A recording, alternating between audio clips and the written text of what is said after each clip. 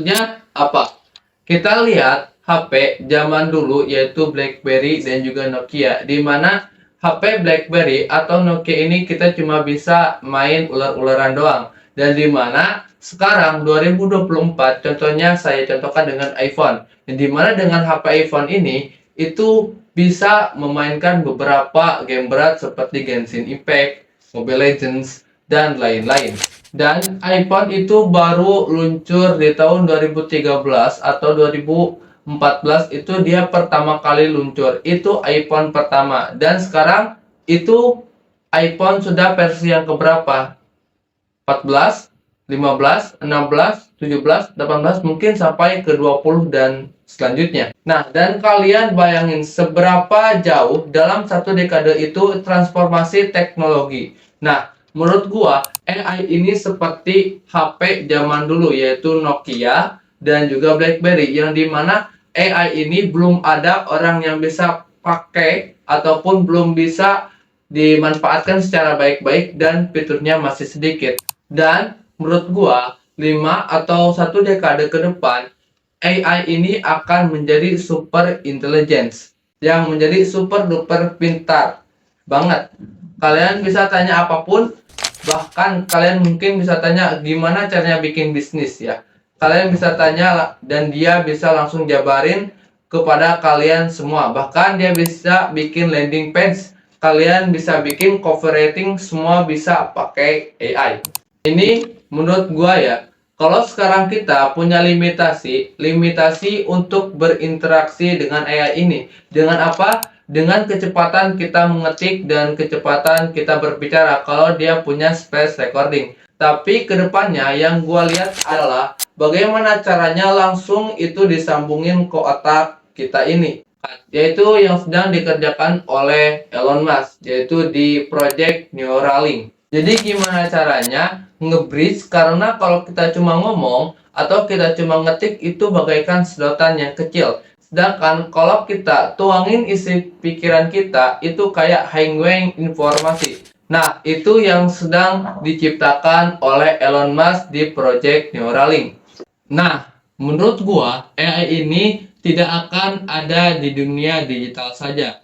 Dan menurut gua AI ini bakalan terjun dan bakalan ada di dunia fisik. Kita coba lihat project yang sedang dikerjakan oleh Elon Musk, yaitu Tesla Bot yang dimulai 2011, yang dimana 2011 ini Tesla Botnya Elon Musk ini itu ketika jalan di batu aja udah jatuh. Dan coba kalian lihat sekarang project Tesla Botnya Elon Musk itu sudah bisa salto-salto, sudah bisa lompat-lompat lebih jago dari manusia. Jadi robotnya ini bakalan masuk ke dunia fisik dan membuat beberapa pekerjaan menjadi hilang menurut gua. Dan pekerjaan-pekerjaan yang sudah ada yaitu low skill seperti menjahit itu pasti sudah hilang. Jadi menurut gua perkembangan AI ini kedepannya itu masih sangat pesat dan masih panjang. Nah, itu tergantung kalian. Kalian mau takut dengan teknologi ini yang terus berkembang pesat, atau kalian ingin bisa memanfaatkan teknologi ini dan bisa berinvestasi di teknologi ini ke depannya. Jadi di sini gua bakalan kasih contoh kepada kalian seberapa jauh akan berkembang. Ini gua contohkan dengan personal asistennya Google. Video ini diambil di 2018. How can I help you? Hi, I'm calling to book a women's haircut for a client. I'm looking for something on May 3rd. Sure, give me 1 second. Sure, what time are you looking for around? At 12 p.m. We do.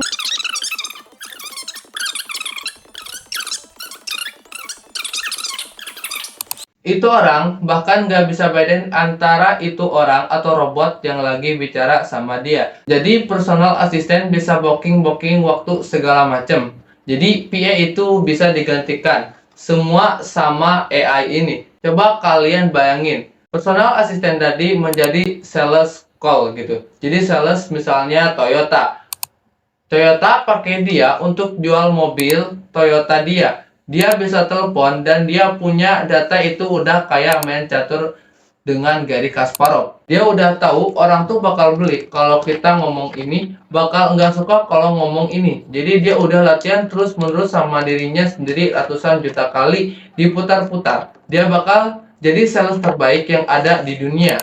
Tapi bisa jalan 24 jam dan nggak ada usah ada orang lagi. Jadi nggak usah ada sales lagi 20 orang. Cukup dengan satu AI ini itu semuanya bisa beres. Bahkan seorang trader pun di bidang finance itu bakalan hilang. Dia bisa backtest semua strateginya. Dia bisa nerapin return resiko dan keuntungan yang paling maksimal dan paling efisien, dan juga menurut gua semuanya ini akan diefisienkan di market karena semuanya dikontrol sama AI, dan akhirnya hipotesa Eugene Fama akan efisiensi market hipotesis itu jadi kenyataan.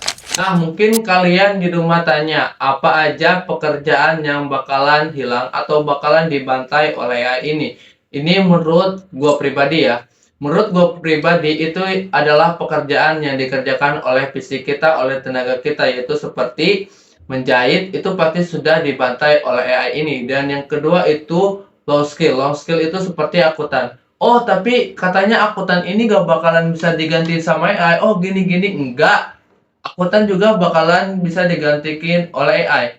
Kan ini kan robot, mana mungkin bisa digantikan sama AI. Ini gue bicara itu AI ya, bukan robot. Jadi gimana sih bedanya robot sama AI itu? Jadi kalau kita robot itu sudah ada chip, sudah ada data yang sudah diterapkan, yang sudah ditanamkan di dalam chip tersebut. Jadi dia tidak bisa berpikir sendiri. Ketika kita mau tanya dia, contohnya masak, dia gak bisa bakalan jawab karena yang tertanam di dalamnya cuma sebuah contohnya bikin es krim, dia gak bakalan bisa jawab masak tersebut.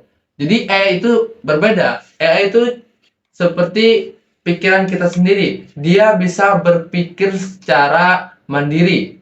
Itu AI. Jadi akuntan, hitung-hitungan sederhana itu bisa digantikan oleh AI menurut gua. Dan yang selanjutnya yaitu medium scale. Apa medium scale? Contohnya seperti direktur keuangan. Itu mungkin bisa digantikan sama AI. Dan yang terakhir yaitu kreatif.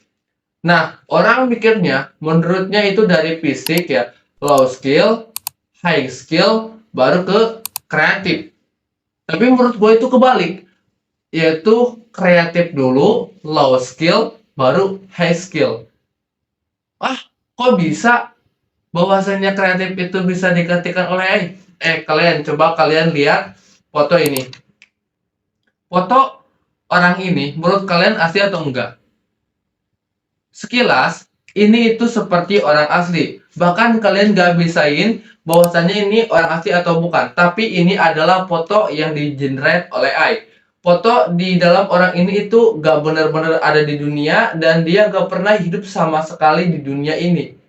Coba kalian pikirkan, itu seorang manusia. Ini sangat asli, sangat realistis. Nah, jadi sebenarnya ini tergantung kalian. Kalian mau tertinggal jauh oleh teknologi ini atau ingin ikut serta dan memanfaatkan teknologi ini dan bisa berinvestasi di teknologi-teknologi ini.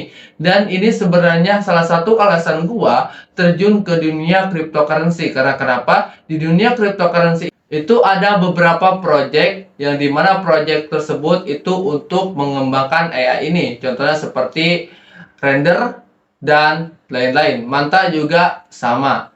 Jadi sebenarnya kalian mau takut dengan teknologi ini atau kalian mau ikut memanfaatkan teknologi ini? Jadi menurut gua, buat kalian semua di rumah, segeralah untuk level up dan terus update skill kalian. Jangan sampai skill kalian itu bisa digantikan oleh AI ini. Karena kenapa? Kalau AI ini sudah muncul di dunia fisik, itu akan menjadikan kapitalisme yang sangat besar. Yang dimana yang sudah gua bilang yaitu si kaya akan semakin kaya dan si miskin akan semakin miskin. Yang dimana si miskin ini gak bisa memanfaatkan teknologi ini, sedangkan yang si kaya ini bisa memanfaatkan teknologi AI ini dengan secara baik dan juga sempurna, secara baik dan secara efisien. Jadi ini akan membuat kesenjangan kapitalisme, kesenjangan sosial itu semakin jauh lagi, gapnya itu semakin jauh antara si miskin dan si kaya. Jadi menurut gua, buat kalian yang di rumah, segera bangun dari tempat tidur kalian dan juga take semua resiko yang sudah ada di depan mata kalian. Upgrade diri kalian, jangan sampai tertinggal oleh teknologi ini. Oke, see you di next video selanjutnya.